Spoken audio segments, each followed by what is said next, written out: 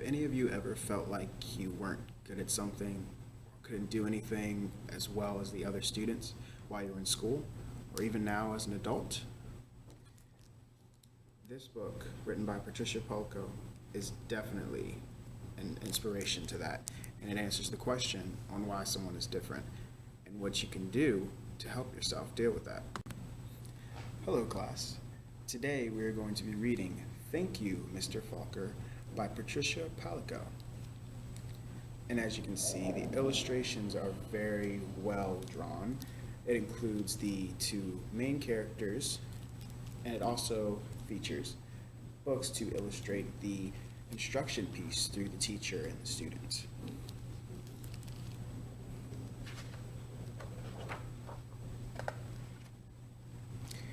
There's also, since this is a true story, it is actually written by Patricia, and she'd like to dedicate it to Mr. Falker. So it says, "To George Volker, the real Mr. Falker, you will forever be my hero."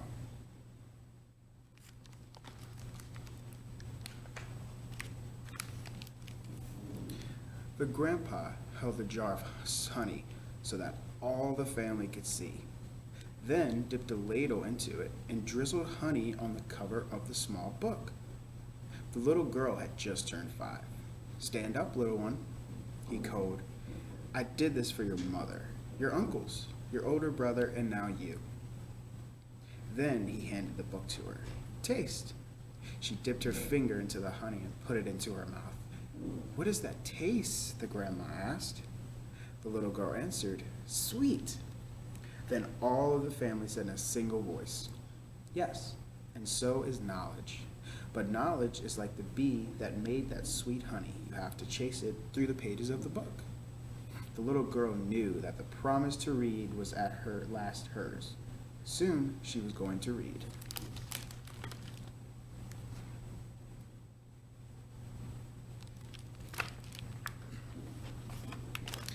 Trisha, the littlest girl in the family, grew up loving books. Her school teacher, mother, read to her every night. Her red-headed brother brought his books home from school and shared them. And whenever she visited the family farm, her grandfather or grandmother read to her by the stone fireplace. When she turned 5 and went to kindergarten, most of all she hoped to read. Each day she saw the kids in the first grade across the hall reading. And before the year was over, some of the kids in her own class began to read. Not Trisha. Still, she loved being at school because she could draw. The other kids could crowd around her and watch her do her magic with the crayons. "In first grade, you'll learn to read," her brother said.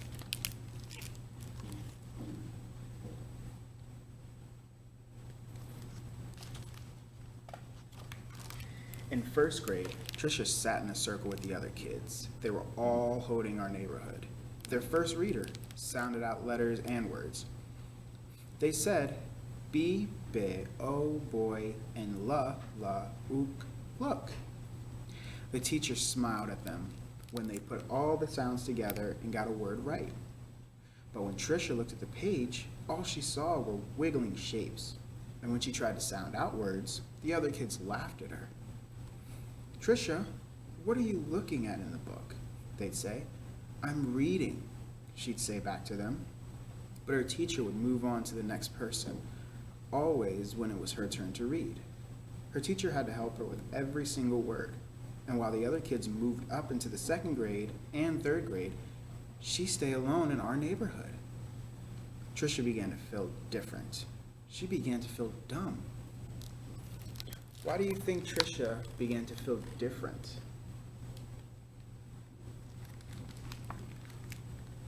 Yes, maybe it was difficult for her to read, or maybe she felt like the other kids knew how to read better than she did. The harder words got for the little girl, the more and more time she spent drawing.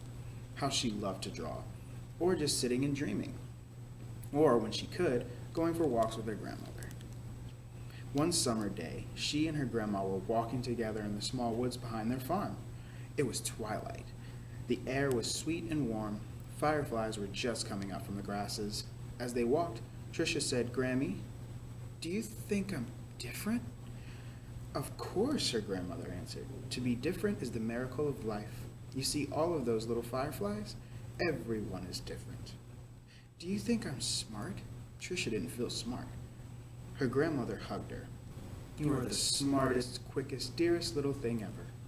Right then, the little girl felt safe in her grandma's arms. Reading didn't matter so much. Trisha's grandma used to say that the stars were holes in the sky. They were the light of heaven coming from the other side, and she used to say that someday she would be on the other side, where the light comes from. One evening, they lay on the grass together and counted the lights from heaven. You know, her grandma said, all of us would go there someday. Hang on to the grass, or you'll lift right off the ground, and there you'll be. They laughed, and both hung on the grass. But it was not long after that night when her grandma must have let go of the grass, because she went to where the lights were, on the other side. And not long after that, Trisha's grandpa let go of the grass too. School seemed harder and harder.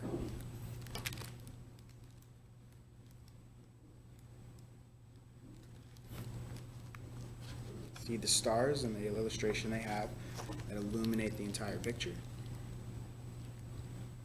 Reading was just plain torture.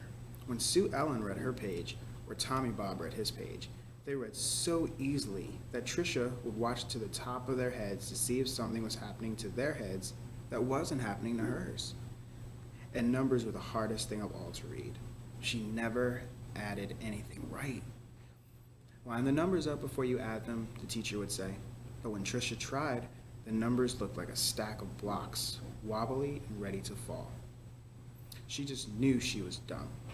Then one day, her mother announced that she had gotten a teaching job in California, a long way from the family farm in Michigan.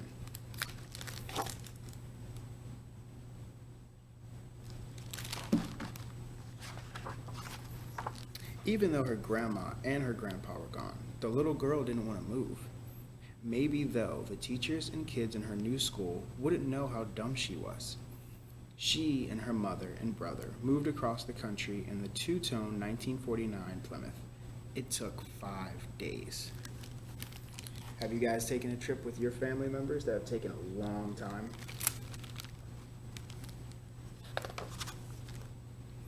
But at the new school, it was the same. When she tried to read, she stumbled over words. The cat, ran. She was reading like a baby in the 3rd grade. And when her teacher read along with them and called on Trisha for an answer, she gave the wrong answer every time.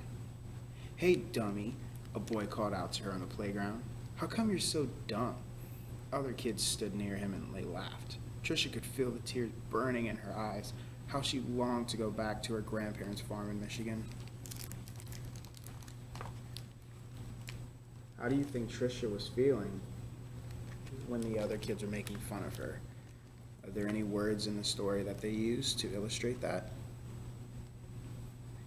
Yes. They said that her tears burning in her eyes. Now Trisha wanted to go to school less and less.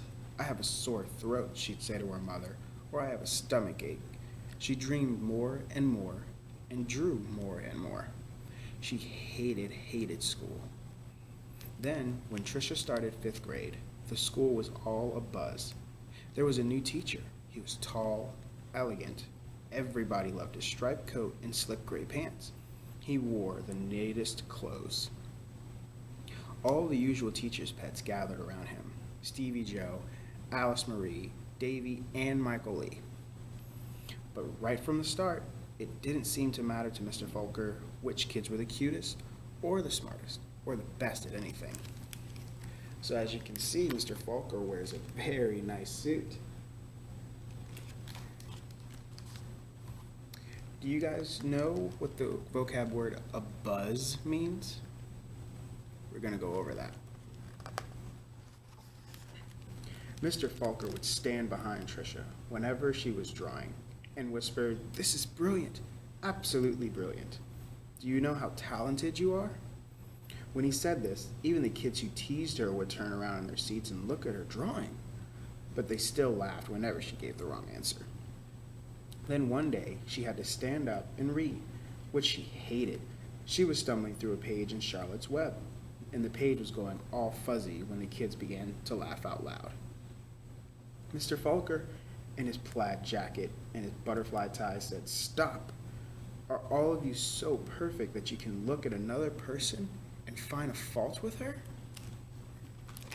So as you can see, Mr. Falker is standing up for Trish because he sees her potential. That was the last day anyone laughed out loud or made fun of her, all except Eric. He sat behind Trisha for 2 whole years, but he seemed almost to hate her. Trisha didn't know why. He waited by the door of the classroom for her and pulled her hair. He waited for her on the playground, leaned in her face, and called her Toad. Trisha was afraid to turn any corner for fear Eric would be there. She completely felt alone. The only time she was really happy was when she was around Mr. Falker. He let her erase the blackboards. Only the best students got to do that. He patted her on the back whenever she got something right, and he looked hard and mean at any kid who teased her. So this is an illustration of Eric and Trish when they were, or when she was being teased. But the nicer Mr. Falker was to Trisha, the worse Eric treated her. He got all the other kids to wait for her on the playground, or in the cafeteria, or even in the bathroom, and to jump out and call her stupid or ugly. But Trisha began to believe them. She discovered that if she asked to go to the bathroom just before recess, she could hide under the inside stairwell during the free time and not have to go outside at all. In that dark place, she felt completely safe.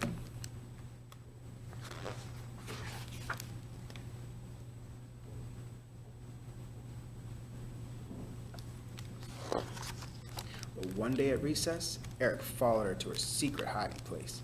"Have you become a mole?" he laughed, and he pulled her out into the hall and danced around her. "Dumbbell, dumbbell, Maggie, oh dumbbell." Trisha buried her head in her arms and curled up in a ball. Suddenly, she heard footsteps. It was Mr. Falker.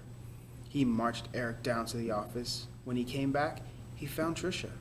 "I don't think you'll have to worry about that boy again," he said softly. "What was he teasing you about, little one?" "I don't know," Trisha shrugged.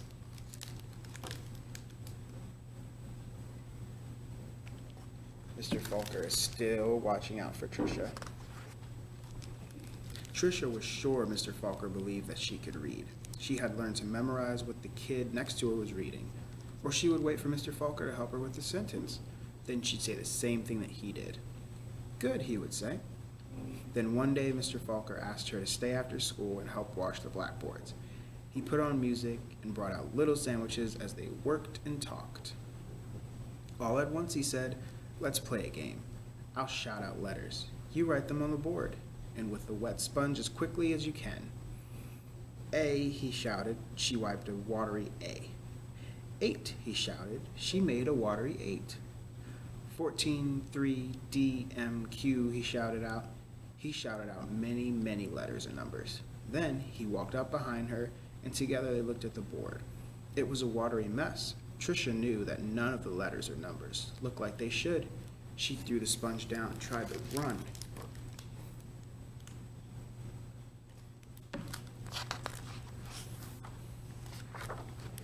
But Mr. Falker kept her arm and sank to his knees in front of her. "You poor baby," he said. "You think you're dumb, don't you? How awful for you to be so lonely and afraid," she sobbed. "But little one, don't you understand? You don't see letters or numbers the way other people do. And you've gotten through school all this time and fooled many, many teachers." He smiled at her. That took cunning and smartness and such bravery. Then he stood up and finished washing the board. "We're going to change all that, girl. You're going to read, I promise you that." Do any of you know what the vocab word cunning means? Yes, smart. Now, almost every day after school, she met with Mr. Falker and Miss Plessy, a reading teacher. They did a lot of things she didn't understand at first. She made circles in sand, and then she made big circles on the blackboard, going from left to right, left to right. Another day, they flicked letters on a screen, and Trisha shouted out to them. Still, other days she worked with wooden blocks and built words. Letters, letters, letters, words, words, words, always sounding them out, and that felt good. And then one spring day, had it been 3 months or 4 months since they had started, Mr. Falker put a book in front of her. She'd never seen it before. He picked a paragraph in the middle of the page and pointed it out, almost as if it were magic, or as if the light poured into her brain. She marched them off to. Slowly she read the sentence, then another, and finally she read a paragraph, and she understood the whole thing. She didn't notice that Mr. Falker or Miss Plessy had tears in their eyes.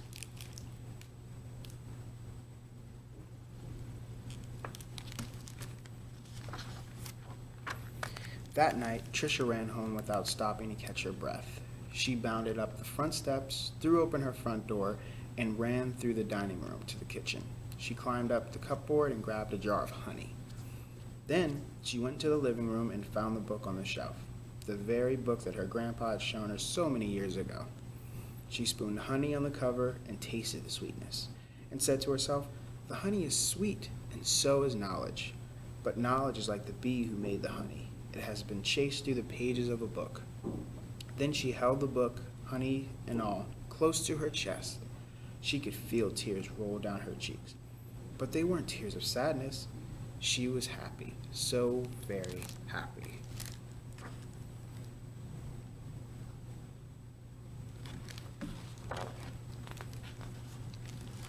The rest of the year became an odyssey of discovery and adventure for the little girl. She learned to love school.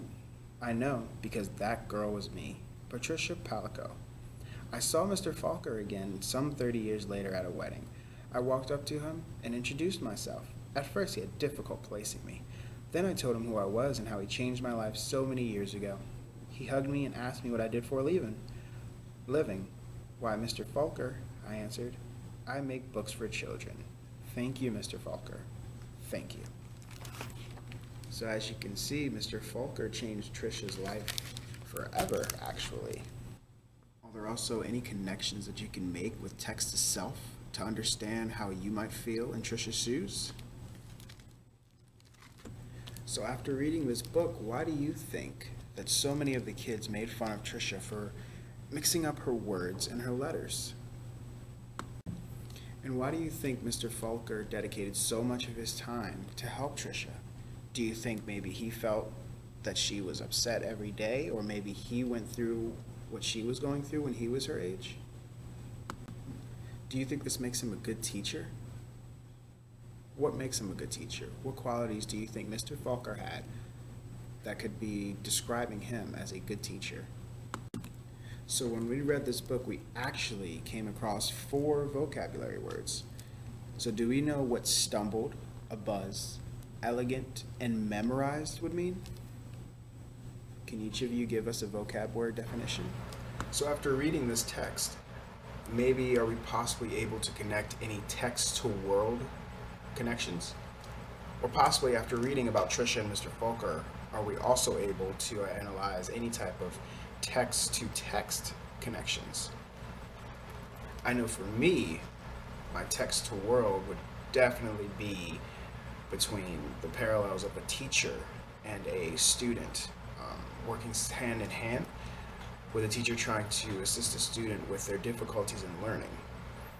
For a text to text, I would definitely say it would be a minor parallel between the Curious George books and Thank You Mr. Falker, mainly because the man in the yellow hat would normally help Curious George with all the struggles that he was having through all the different stories.